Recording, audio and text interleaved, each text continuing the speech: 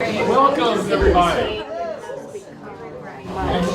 Thank you for participating in BOOKSTOCK and being here today. My name is Jeffrey Kahn. I'm a longtime Woodstock resident. I own Unicorn, a store on Central Street, and I guess I'm a former hippie. That's why I was asked just to introduce Yvonne. Before we get into Yvonne, I'm not a former. well, on the inside, you're still, you're right. Absolutely. Some things I'll start with. BOOKSTOCK is totally volunteer run and free to the public. BOOKSTOCK is supported in part by the following organizations whose generosity has made it possible to offer BOOKSTOCK without charge. The Jack and Dorothy Byrne Foundation, the Pauline Davenport Children's Fund of the Vermont Community Foundation, Mascoma's Savings Bank, the Vermont Humanities Council, the Green Mountain Foundation, the Woodstock Learning Lab, the Economic Development Commission of Woodstock, Vermont. A special thanks to our media sponsor, the Vermont Standard, WCTV8, Woodstock Community Television, for taping all the author sessions, Vermont's oldest independent bookstore, the Yankee Bookshop. We operate on grants, local generosity, and donations, so please, if you can, drop something in the donation containers as you leave. It would be greatly appreciated. Now on to telling you something about our author, Yvonne Daley. Yvonne Daley moved to Vermont in 1967 as part of the counterculture movement and later became an award-winning journalist for the Boston Globe, Rutland Herald, the Washington Post, and other publications. Her newest book, Going Up the Country When the Hippies, Dreamers, Freaks, and Radicals Moved to Vermont,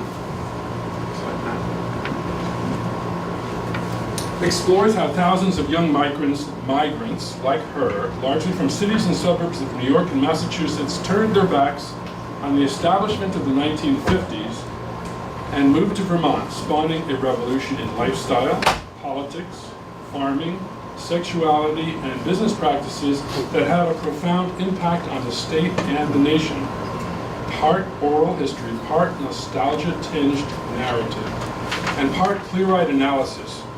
Yvonne's book shows how this generation impacted Vermont, while Vermont and 200 plus people profiled in the book illustrate the maturation of a movement begun 50 years ago. A mother of 4 adult children, she lives in Rutland, Vermont with her husband, the writer Charles Clarino, and 2 Maltese dogs. Briefly, before Yvonne begins, I'd like to talk to you as one of the many hippies profiled in Yvonne's book.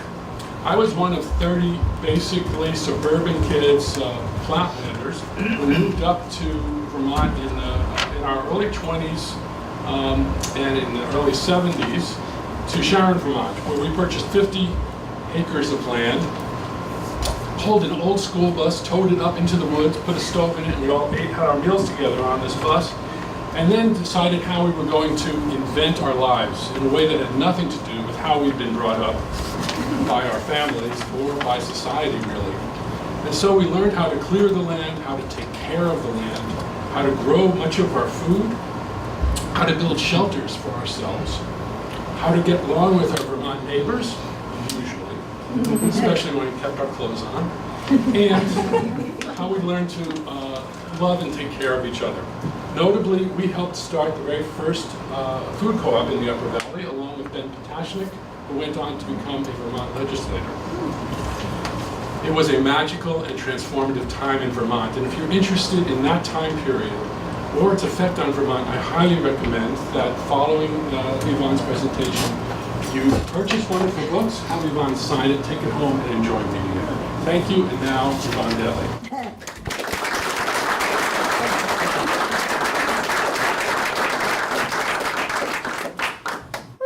Thank you, Jeff, and thank you, BOOKSTOCK. So exciting. I love it when a lot of my places are all in one room together, and that's today. I thought I'd talk about some of the, can you hear me? So my voice may drop down. If you can't, just do one of these. We'll start out of sync, and I'll tell you about some of these photos, and then I'll shut it off. I'll start on the next one. So these are the folks from Total Loss Farm, a commune in Guilford. Veranda Porsche and Ray Mungo. You may have heard of them. They're very well-known writers. This is the Horn of the Moon Cafe, the second vegetarian restaurant in Vermont, and I'll tell you a little bit about that because it comes up twice. You all recognize this guy, Bernie Sanders, being sworn in for the first time as mayor of Burlington. This is our illustrious Jeff Kahn. Look at that hair, huh? You still have it. Melinda Moulton is responsible for Burlington's waterfront looking the way it is today. She brought 60s ideas to the redevelopment of that area. This is Susan Leader and her brother Michael. She's a potter, and she built that kiln from clay from Vermont, clay from the land. This is Quarry Hill Commune. The most salacious chapter in the book is about Quarry Hill, where there was a lot of sex. This is the daughter of the founder of the commune. Her name is Lady Bell. Here they are. You all know who this is. Ben and Jerry themselves. They called this their dorky photograph. Here's where Ben and Jerry started, in an old garage in Burlington.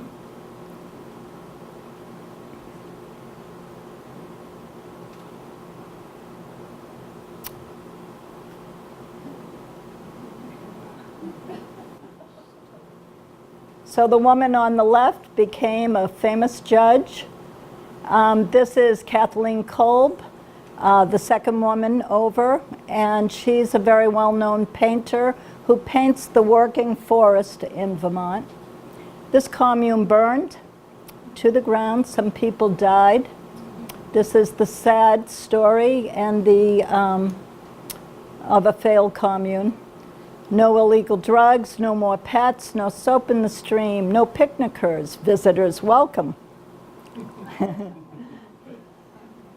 This is Steve Early, who was the leader of the anti-war movement at Middlebury College, and he's gone on to be a labor activist. This is a piece of art by Patrick Farrow, deceased, brother of Mia Farrow. This is Nancy Edwards, a back to the lander, who made their own clothes, raised sheep, spun the wool, did the whole 9 yards. Here's a poem by Allen Ginsberg, who visited one of the communes in Vermont for a long time, spent a lot of time there. This is Goddard College. If you don't know about it, it's known as Moscow on the Hill. When Moscow had a little different meaning. Stephen Elsie Sherrill, who are in the book, and he quit Middlebury College to go back to the land. Yep. Here we are back at Horn of the Moon. Many of the legislators had their first tabbouleh salad and whole wheat bread at that at that restaurant.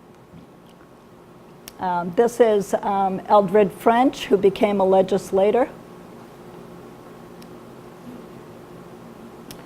Diane and Charlie Gottlieb, who did much to change the way that social services are addressed here in Vermont. Yeah. This is Sass Carey, a potter who now is a holistic healer and an expert in the medicine of the migrant herds in Mongolia. This fellow founded a t-shirt store, company in Vermont. You all know this fellow, do you? Oh. Peter, no, that's Peter Schumann. Oh, looks like that. Okay, so that's Bread and Puppet Theater in Vermont. That's a picture from Bread and Puppet. I think Oki might be next. Nope. So a couple of these pictures are from the Vermont Historic Society had an exhibit on the counterculture, and there's a couple of photos from that. A famous poster from Vermont.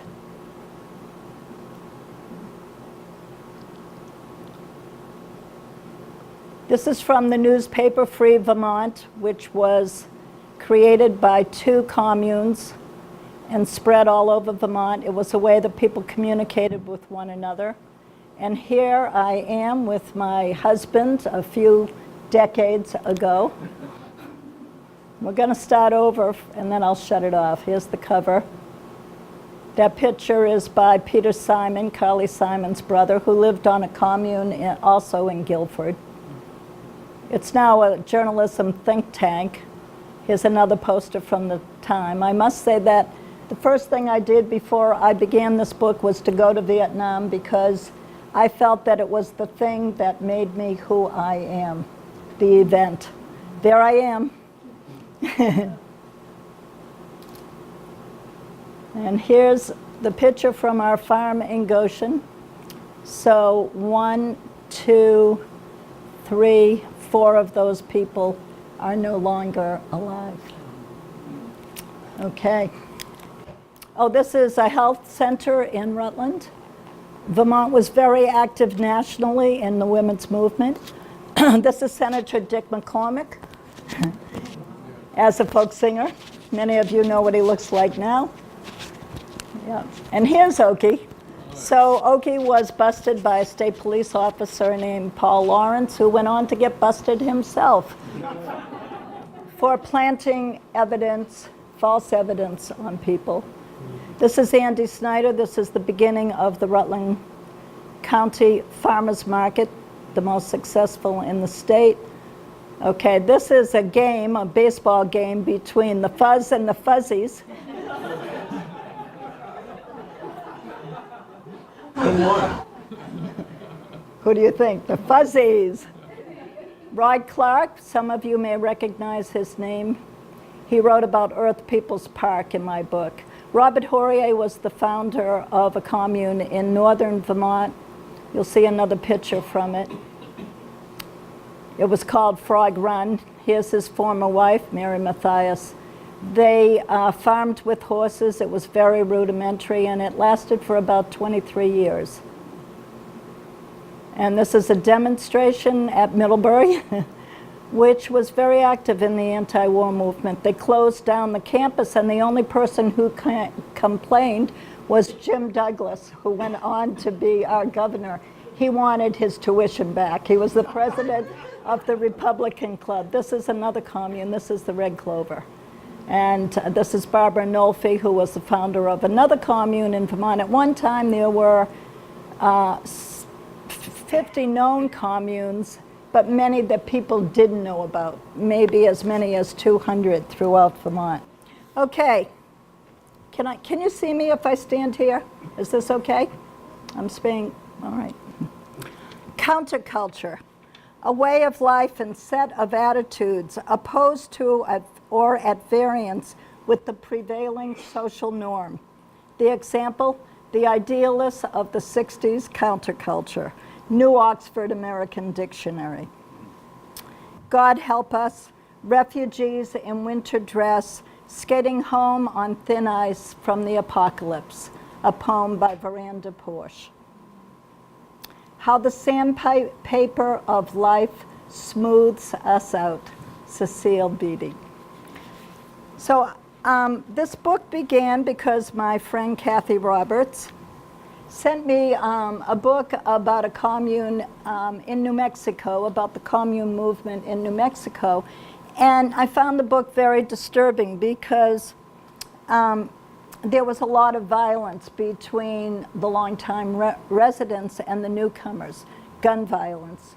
And I thought about my own experience and that of my friends here in Vermont. And Kathy had slipped a little note into the book that said, you should write this book about Vermont. And so the seed was planted, and eventually that's what happened. And I really wanted to address the issue of the blending of old Vermont and new Vermont in my book, because my experience, and as it turns out, the experience of most, if of the people that I interviewed, was that there was some initial suspicion of newcomers, as Vermonters are often suspicious, and aloof to newcomers. But once they realized that you were here to stay, that you weren't just on the dole, that you might join the rescue squad or the volunteer fire department, there was a blending of the two cultures, which I believe resulted in Vermont becoming or changing from the most conservative state in the Union to one of the most progressive. And its progressive values seasoned by common sense, rooted in what? The land, right? And the weather. Can't forget that. That'll straighten you out fast. So I'm going to read from the introduction, and then I'm going to see if you have some questions or comments, okay? All right.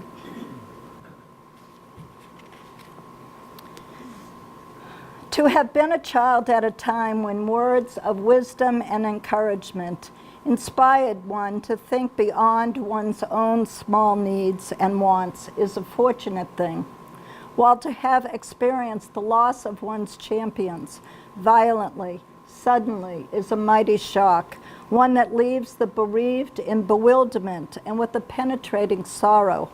My generation was not the first to have witnessed this kind of diminution, but it was the first to do so from the safety of our living rooms, as the killings were broadcast again and again on the new American marvel, the color TV.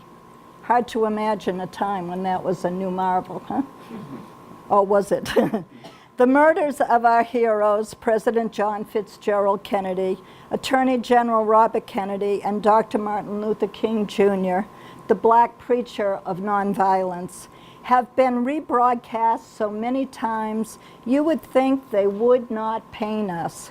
Yet the sorrow is never diminished, and neither is the sense of lost possibility. I would wager that our distrust of some aspects of government and our rejection of the status quo were born in those years in which these men were gunned down. For despite the insularity and safety from suffering that our parents had tried so hard to provide, we felt cheated of the dreams these men embodied. In other ways, there was a polarity to our lives that only began to reveal itself as our generation, the baby boomers, came of age.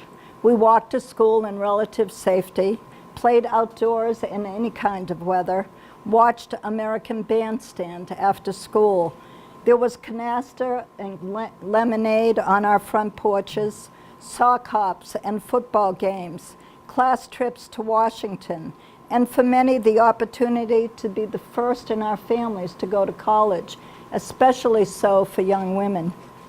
But these and other sweet aspects of the era mask the darker side of a country trying to ignore the horrors of war and poverty, one in which women were relegated to home and jobs, not professions. A time when you were measured by your last name, your occupation, where you worshiped, the color of your skin, the cost of your home and car. From these contradictions, the counterculture, Black Power, and the women's liberation movement were born. Like so many of my generation born at the end of World War II, I had missed the deprivation, rationing, and closeness to the casualties of war that defined my older siblings' childhoods. Until my mid-teens, life was defined by Catholic school and church, an Irish-Italian neighborhood, the comfort of the middle class in the suburbs of Boston. Out there somewhere, there were beatniks, un-American activities, trials, racism, and deep misogyny. The Cold War and its fanaticisms, all of which I was fairly unaware of in the insulation of family, church, school, and neighborhood. And then suddenly, overnight, the world changed.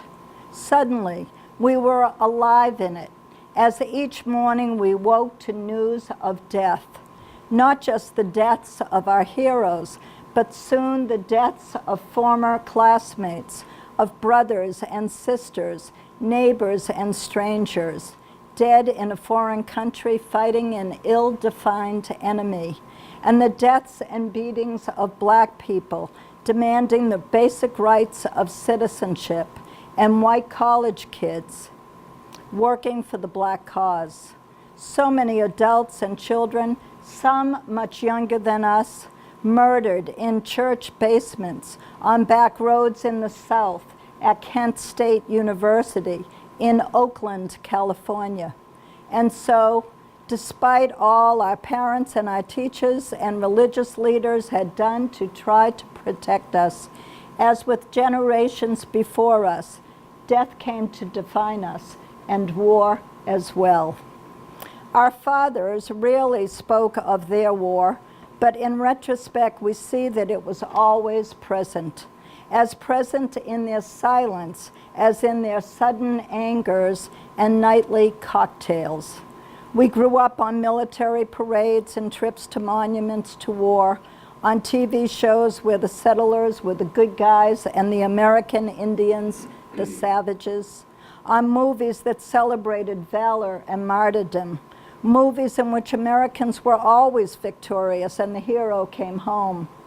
But the names on the plaques in our city halls and the memorials in the town park were all for fathers and brothers who did not come home, who died often young to make us safe.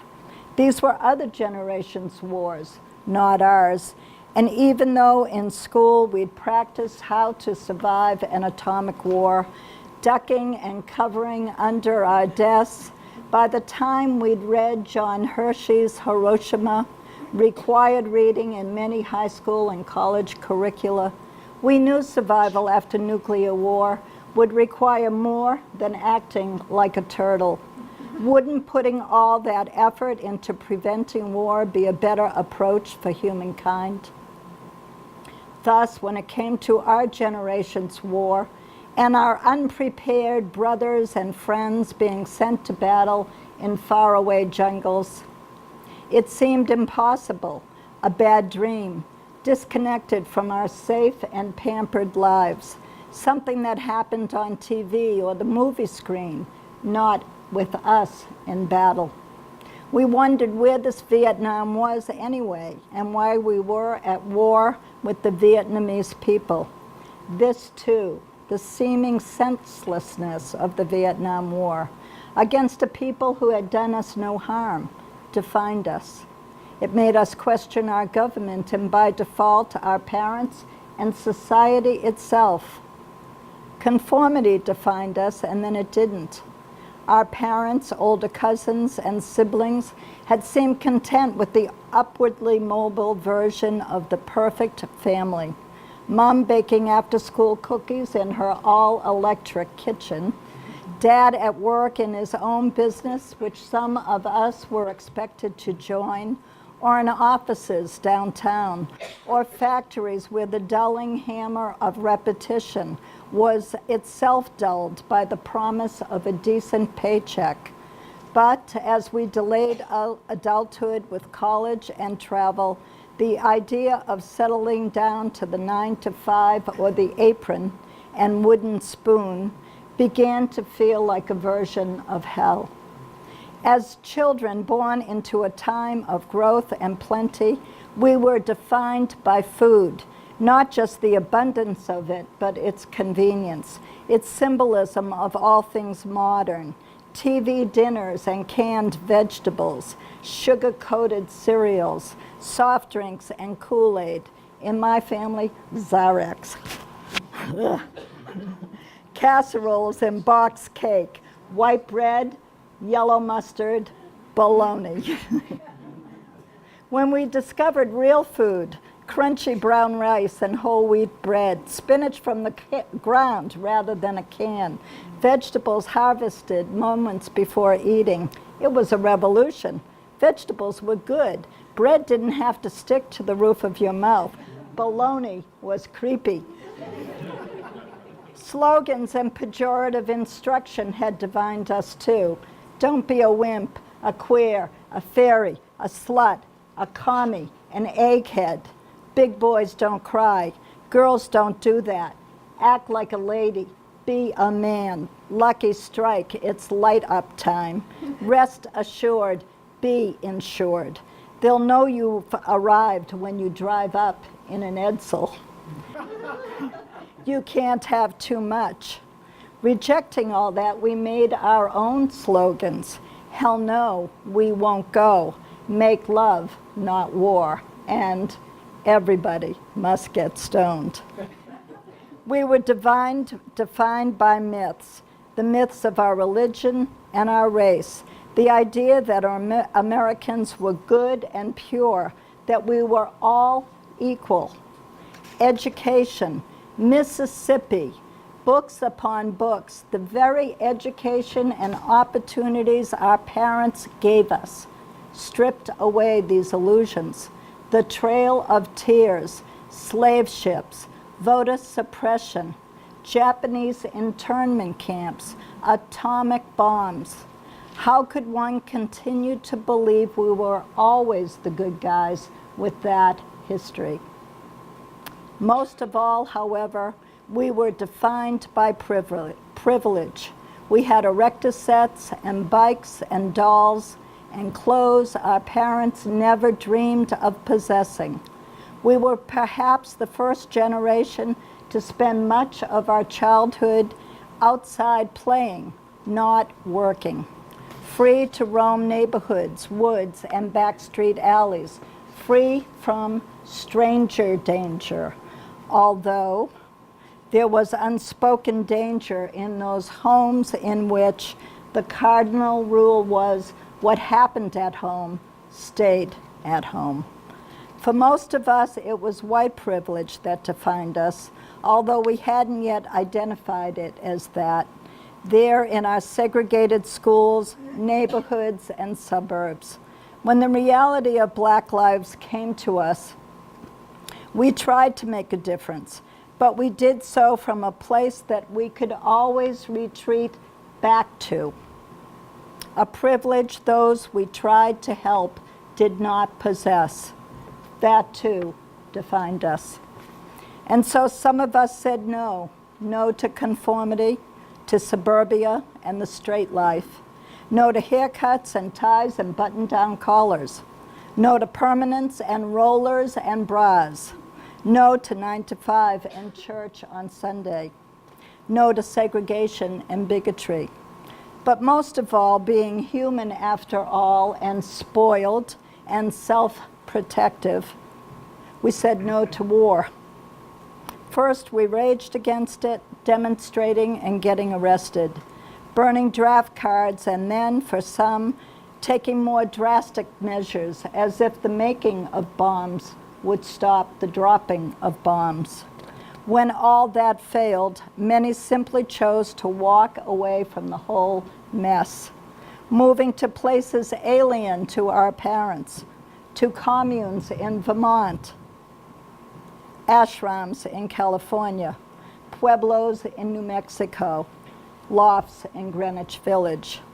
This is one story about that time, the story of Vermont, a state most dramatically affected by the counterculture, by the ragged, leaderless, and divided assemblage of scruffy young people who came by the thousands to Vermont's hill and valley towns to try something else, not protest so much as rehabilitation of self, excuse me, of a dream, of a future.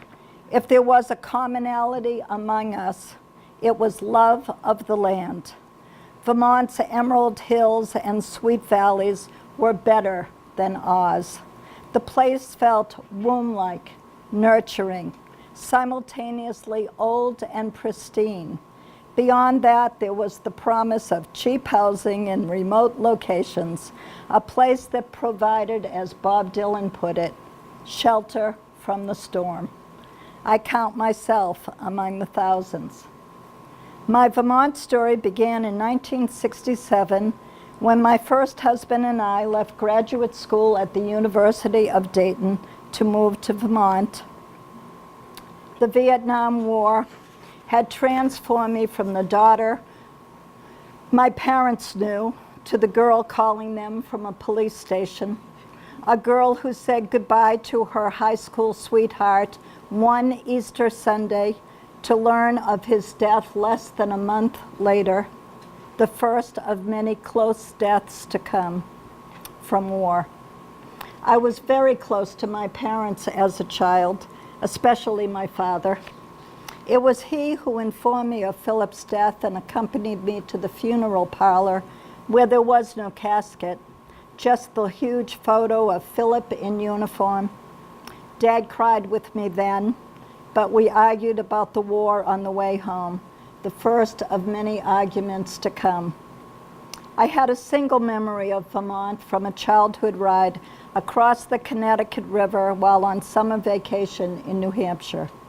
My father was showing off his amazing sense of direction, a favorite pastime that took us to unexpected places. Only this time he had taken a dirt road that dead-ended in a muddy dooryard where a straw-hatted farmer awaited, leveling a shotgun at our new fancy Pontiac.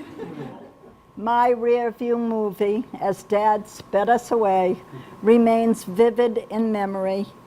Acre after acre of rolling green pastures, a falling down barn with a cedar shake roof, iconic heifers gazing under a perfectly blue sky, and that farmer grinning at me as he grew tinier and tinier, his arm raised in defiance of the coming of us, the outsiders.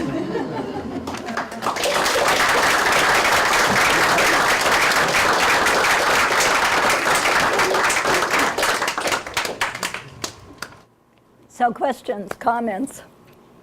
Hot? Please.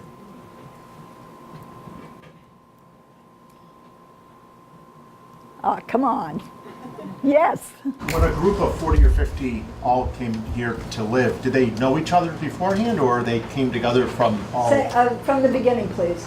When 40 or 50 people came to a new commune, did they know each other prior? Most of the ones that, many of the ones that I write about, yes, but some were formed among people that knew one another. The people from Total Loss Farm had run the Liberation News Service, which was sort of the Associated Press of the left, of the anti-war movement.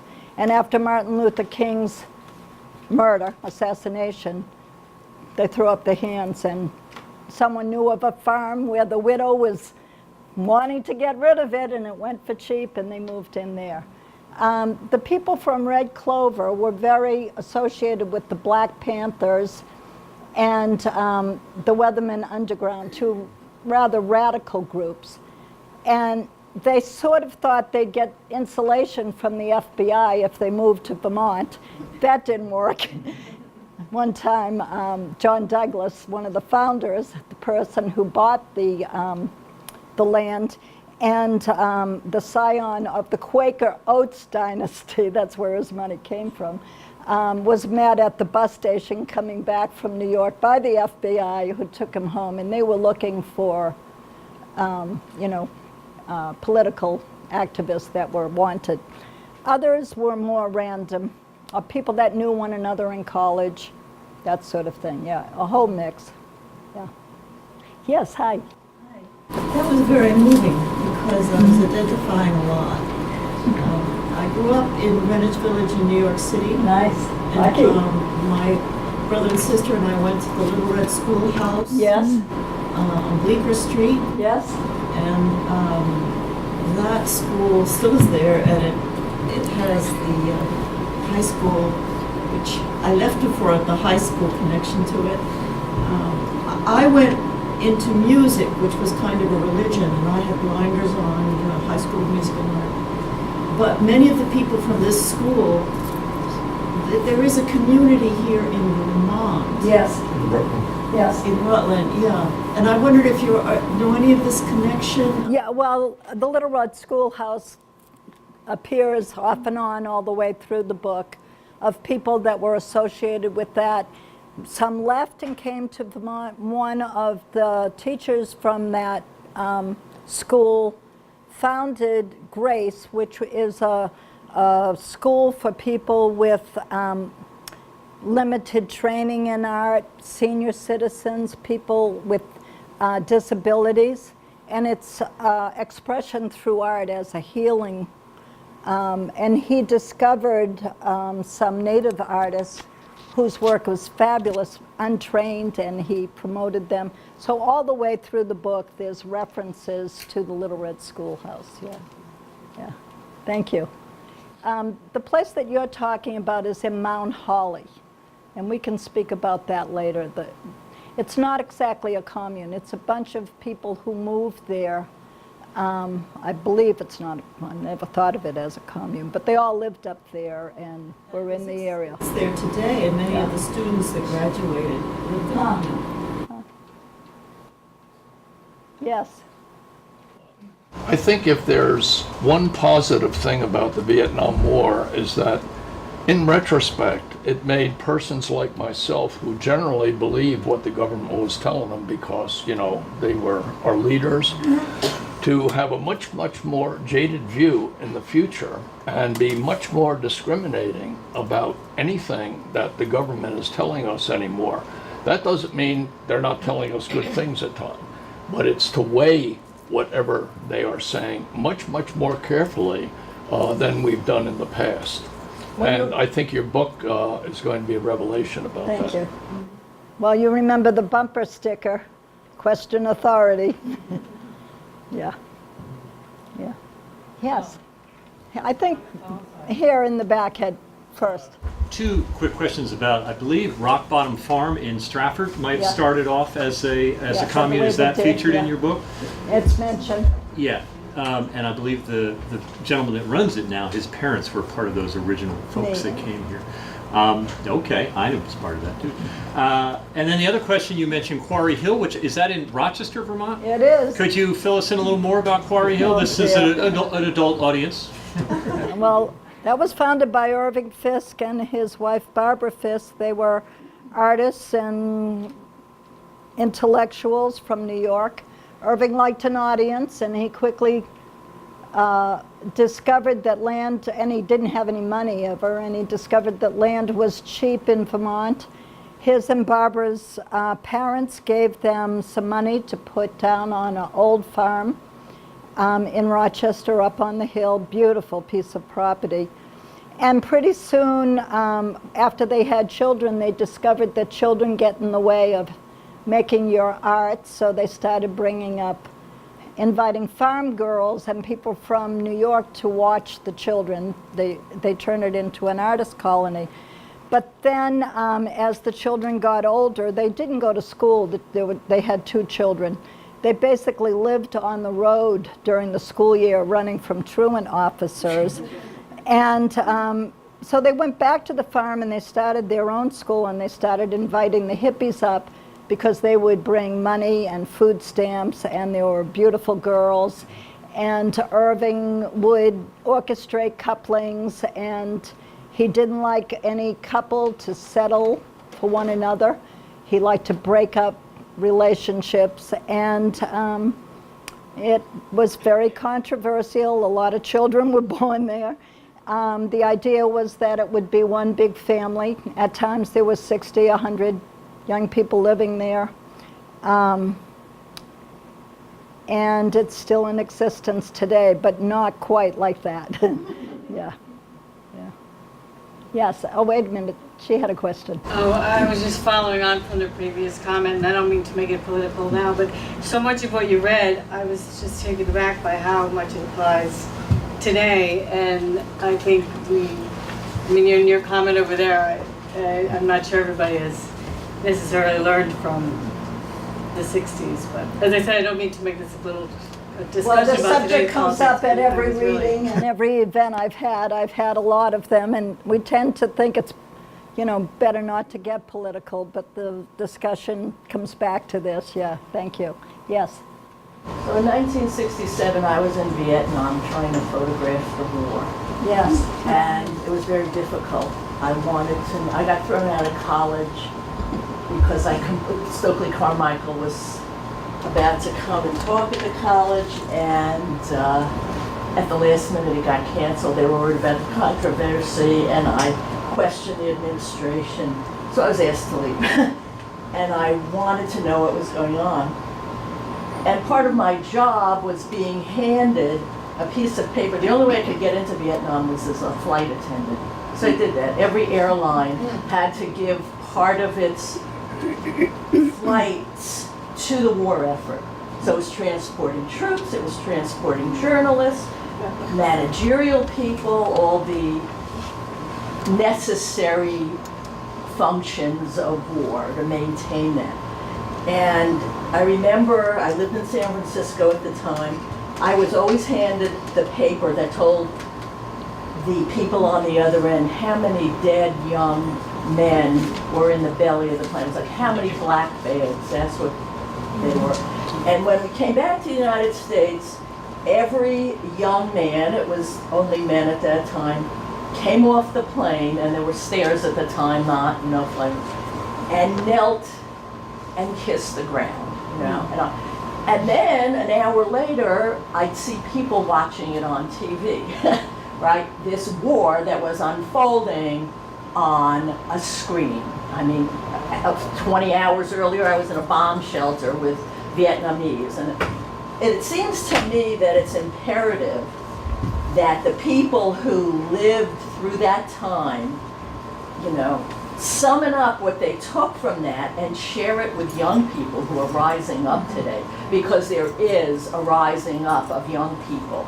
And the more they get to join hands with people who have been through some of those wars in every sense of the word, you know, I think they'll be encouraged and given acknowledgement and help, because they're the hope. We thought we were going to change it all, but that hasn't happened. You know, it happened in some respects. Well, let me say two things. Go ahead, 2 things. Okay. One is that if you read my book, you'll see how so many people who had counterculture, hopeful values, brought those values to Vermont, have done good in their community, and taken what they learned and brought it around the world. Okay, that's one thing. Second, there's the story of Maureen Dwyer, Mo Dwyer, who was an Army nurse, and her story in the book is very interesting. I think we're just about out of time. We are out of time, but thank you, Yvonne. Good job.